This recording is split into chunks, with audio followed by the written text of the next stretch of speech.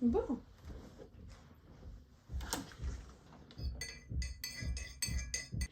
Coucou! J'espère que vous allez bien. Moi ça va. On se retrouve sur mon canapé rose une deuxième fois. J'avais déjà fait une première vidéo que j'avais appelée Chit Chat Bracelet où on avait juste discuté un petit peu comme ça. Et c'est un type de vidéo qui m'avait grave plu, j'avais trop aimé la tourner. C'était un tournage assez rapide, beaucoup plus rapide que les vlogs que j'ai l'habitude de plus faire. Mais je sais que c'est une vidéo qui vous avait particulièrement plu. Et je me dis pourquoi pas lancer une série justement qu'on appellerait Chit Chat, comme on l'avait appelé la première fois, avec du coup des petits épisodes, peut-être un par semaine, un toutes les 2 semaines, un peu sous forme de podcast. Les podcasts, c'est quelque chose que j'ai commencé à écouter récemment, enfin à partir de l'année dernière. Et j'adore écouter ça. J'en écoute assez régulièrement. C'est souvent le matin quand je me maquille ou quand je suis en train de faire quelque chose genre comme de la couture ou quoi que ce soit, ou du dessin. J'aime bien, des fois quand j'en ai marre mes musiques, que je les ai trop écoutées, j'écoute des podcasts, la plupart du temps en français, mais j'aime bien quand même écouter des podcasts aussi de français, mais qui invitent des personnalités anglaises ou américaines. Le podcast que j'écoute le plus souvent, évidemment, c'est Canapé 6 places de Lena. Souvent, c'est des créateurs de mode. Il y en a eu un avec Romain Frassinet, il me semble, sur la confiance en soi, le fait de s'ouvrir. Il y a aussi le fait de relativiser sa vie, que ok, des fois on se foire et c'est pas grave. J'ai grave divagué, mais voilà, c'est un petit peu sous forme de podcast. Mais vu que j'ai pas la possibilité de faire de podcast, pourquoi pas faire une vidéo où je suis juste en train de chiller sur mon canapé. Je me suis fait un petit thé parce qu'il fait quand même froid dehors. Avec une petite tasse d'une boutique indépendante à Metz, je ne sais plus le nom, mais c'est une tasse trop belle. Il faut savoir que j'adore les tasses. C'est quelque chose qui me rend vraiment heureuse d'avoir une belle tasse pour boire mon thé. Et ce qui est cool avec celle-là, c'est que déjà elle est grave ergonomique. Avec la anse, c'est trop facile de la tenir. Et elle est très très très très très grande. Je ne peux pas vous montrer, mais elle est super grande, donc ça fait un grand grand thé. Parfait. J'avais envie de vous parler aujourd'hui du coup de mon amour pour le cinéma.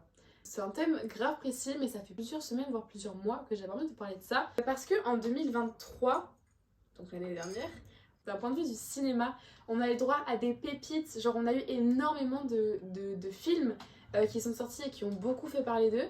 Et du coup je voulais passer un petit peu en revue les films qui m'ont marqué, pourquoi ils m'ont marqué. J'ai toujours aimé le cinéma, j'ai toujours aimé les films. Faut savoir que j'ai un gros problème dans ma vie, c'est que quand j'aime un film et qu'il est dispo sur Netflix, Disney ou Amazon, je le regarde en boucle. Il y a des séries que j'ai vues des dizaines de fois. Je pense notamment à Young Royal, qui est une série que j'ai vue au moins 10 fois et que je suis encore en train de regarder.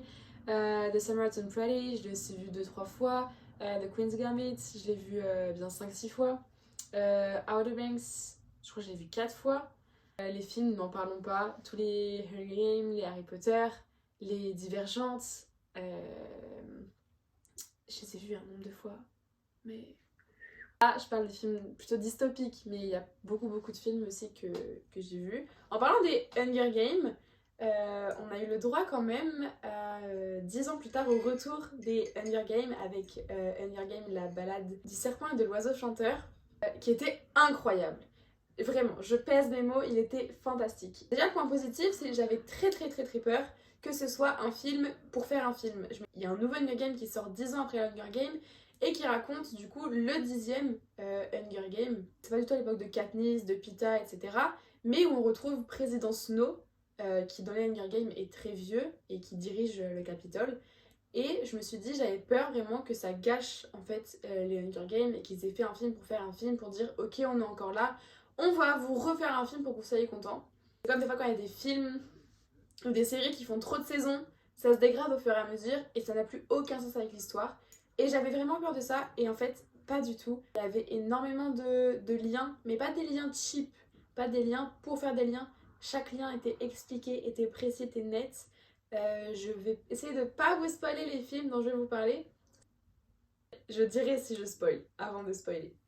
J'ai beaucoup aimé le fait qu'on puisse découvrir le président Snow, Coriolanus Snow, qui d'ailleurs l'acteur est magnifique et je trouve que l'acteur incarne parfaitement bien le personnage, qui était ma foi plutôt dur à jouer parce qu'il y a vraiment différentes facettes de la personnalité qu'on peut voir dans ce film. On avait Raquel Zegler qui jouait Lucy Gray Baird et j'ai un peu moins aimé ce choix d'actrice, malgré le fait qu'elle joue très bien. Je trouvais ça trop joué en fait. Un petit peu trop joué. Si vous l'avez pas encore vu, je vous conseille de ouf de le voir. Il était vraiment très cool. Je voulais vous parler aussi d'un film qui date un peu avant 2023, donc ça va faire plus d'un an qu'il est sorti, mais c'est Don't Worry Darling, avec comme acteurs principaux Harry Styles et Florence Push, je sais jamais comment on le dit. Florence, c'est une femme extrêmement talentueuse, qui est magnifique et qui incarne à la perfection tous les rôles qu'elle interprète, et en particulier les rôles un petit peu thriller, un petit peu film mining, mais ça c'est vraiment les caractéristiques de Don't Worry Darling. C'est un film avec une esthétique incroyable, un petit peu années 70, où c'est tout ce qui est les femmes au foyer, elles vont faire du shopping l'après-midi, tout le jour de la semaine, le samedi, elles font le repas, le dimanche, elles font le poulet, etc. Et avec du coup leur mari, qui du coup eux, ils arrivent, ils mettent la vie sur la table, mais ils sont très beaux. Ils sont vraiment amoureux, c'est vraiment l'esthétique 70, genre 60-70. Et l'esthétique du film qui se passe du coup en Amérique dans une petite péninsule est vraiment très cool. Mais dès le début, on sent qu'il y a un truc qui cloche. Les maris, ils partent tous les jours au travail et les femmes ne savent pas quel est le travail de leur mari. Elles ont interdiction de parler du travail de leur mari. Et en fait, il y a vraiment plein de moments, il y a des choses bizarres qui vont commencer à se passer. La personnage principale, elle commence à ressentir des choses. Donc je vais pas vous spoiler ce film parce qu'il mérite d'être découvert, il mérite absolument pas d'être spoilé. Ça fait partie, je pense, de mon top 5 des films que j'ai vus. J'ai eu la chance de le voir au cinéma. Le film m'a marqué. C'est un film où on est plongé dedans. On est sous tension. Nous aussi, on a envie de savoir. Notre cerveau, il réfléchit aussi. Et ça, c'est les types de films que j'adore. C'est quand on essaye de savoir avant que ça se passe, qu'est-ce qui va se passer. Et aussi où on veut savoir les énigmes. Et quand on découvre à la fin les explications, les pourquoi du comment, on se dit punaise, mais j'y avais pas pensé et c'est fantastique. Et ça, c'est quelque chose aussi que j'ai l'habitude de faire après avoir regardé des films et tout. Je passe genre une demi-heure, une heure à aller voir sur TikTok, sur YouTube, sur Google des explications, des avis, des théories justement sur ces films. Et c'est des choses que j'adore faire. Je l'avais fait avec La Plateforme sur Netflix, qui est un film qui est sorti il y a un petit moment maintenant et que j'avais regardé quand j'étais en terminale, donc il y a plusieurs années. Assez traumatisant comme film, c'est un film d'horreur, mais assez psychologique, on va dire, qui fait pas spécialement peur dans les images, mais plus dans la psychologie et les actions des personnes qu'on voit. Si jamais vous l'avez pas vu, vous voulez vous faire un petit peu peur, mais pas trop quand même, regardez sur Netflix, il dure 2 heures, comme la plupart des films maintenant, mais je vous conseille de le regarder. Pour revenir à Don't Worry Darling, vraiment c'est un film que vous devez voir. Je l'ai montré à toutes les personnes à qui j'ai pu le montrer, je l'ai vu bien 3-4 fois. Et il est dispo sur Amazon, il me semble.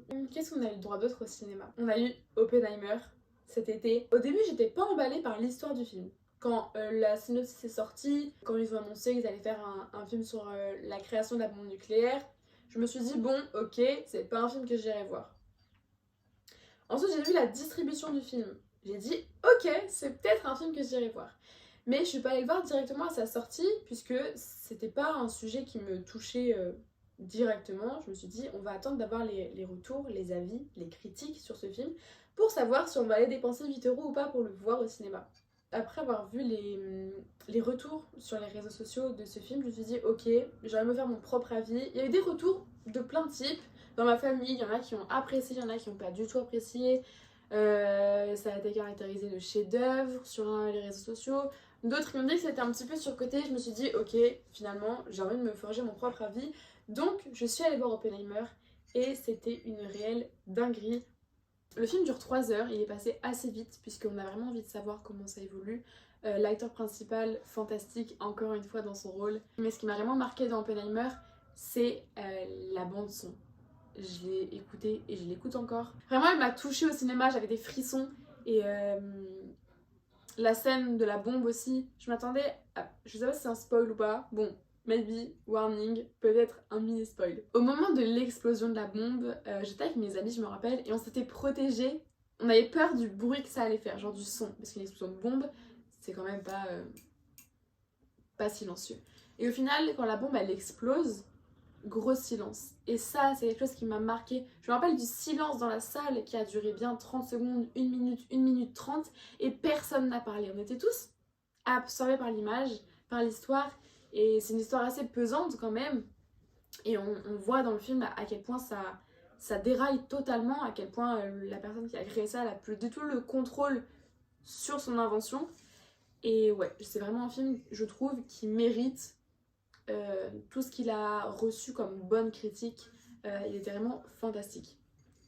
Il y a eu aussi énormément de critiques et de renommées sur le film Babylone, qui est sorti un petit peu plus tôt dans l'année, que je suis également allée voir et qui était fantastique. Pour moi, c'était vraiment l'éloge du cinéma en fait. Margot Robbie en tant que personnage principal, elle est fantastique. Elle a aussi joué dans Barbie, dont on parlera juste après. Oui, Babylone, d'un point de vue esthétique, fantastique ce film, même s'il y a quelques scènes qui sont vraiment dégoûtantes. Quand je suis arrivée dans le cinéma, que le film a commencé, la première demi-heure, je me suis dit, mais qu'est-ce que je fais là? Le film était trop chelou. Je me suis dit, qu'est-ce que c'est que ce film? Et au final, on est à fond dedans, en fait, c'est ça. Il y a aussi, encore une fois, la musique qui est hyper importante.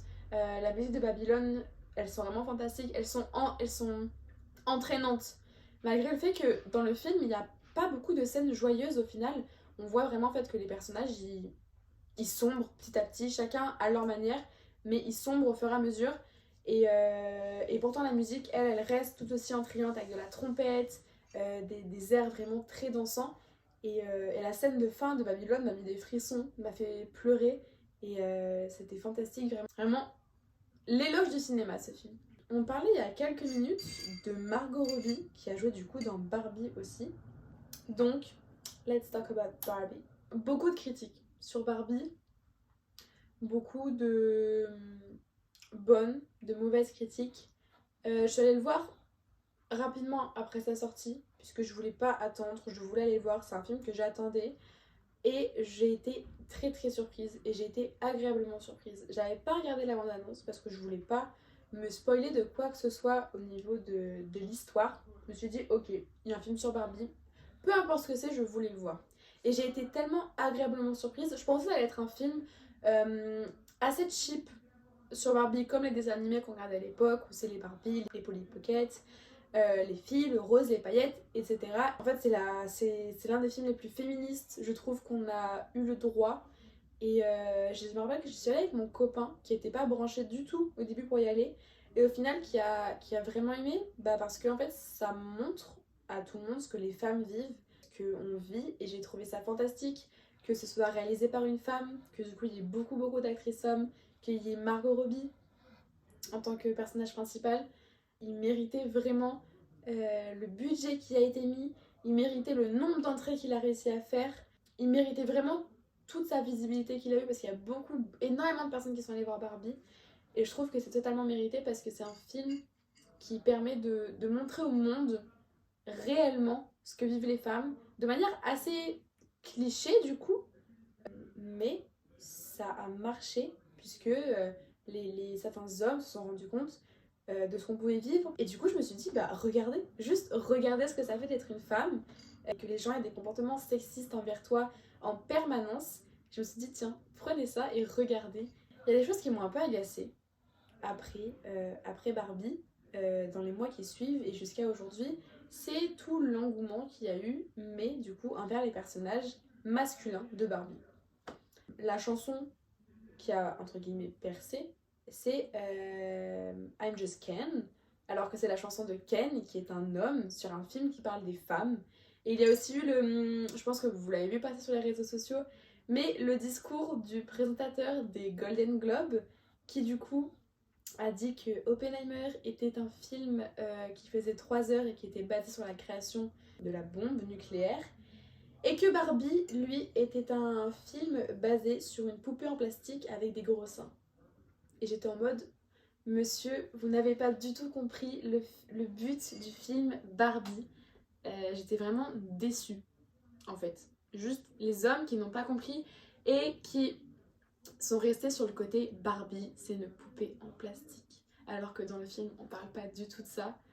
Ouais, Barbie m'a marqué. J'aimerais bien le revoir comme je l'ai vu. Surtout qu'il y a la chanson What Was I Made For de Billie Eilish qui a été du coup la bande-son originale. Et c'est une chanson que j'adore. Une de mes chansons préférées, je pense. Elle me touche particulièrement. Et quand elle est passée dans le film, elle m'a encore plus touchée. Et je l'aime encore plus depuis que je l'ai vue avec le film en fait. Prochainement, j'aimerais bien aller voir Pauvre créature. Du coup, je peux pas encore vous en parler parce que je pense que je vais y aller la semaine prochaine. Si cette vidéo-là vous plaît, pourquoi pas en faire une autre sur d'autres films, peut-être plus anciens, des séries ou quoi. N'hésitez pas, toujours, n'hésitez surtout pas à mettre des commentaires. Je les regarde dès qu'ils sont postés, ça me fait trop plaisir dès que j'ai vos retours. On va m'envoyer un petit message sur Instagram, je vous mets là encore une fois mon petit Instagram. Je pense qu'on va s'arrêter là pour cette vidéo parce que la dernière vidéo que j'ai postée était une vidéo de 1 heure qui a été mon vlog en croisière sur la Méditerranée. Donc là on va rester sur ça je pense. Il y a tellement d'autres films dont j'aimerais vous parler. Mais je me dis pourquoi pas garder tout ça pour une deuxième vidéo. Un deuxième petit podcast vidéo où juste on discute autour d'un thé, autour d'un café. J'espère que ça vous aura plu. Notre petite discussion. J'espère que vous aurez chillé avec moi. J'aurais dû vous dire de prendre un thé au début, vous auriez pris, on aurait bu un thé ensemble. Je vous dis à bientôt et je vous fais des gros bisous. Voilà. J'espère que ça vous aura plu. Gros bisous les loulous!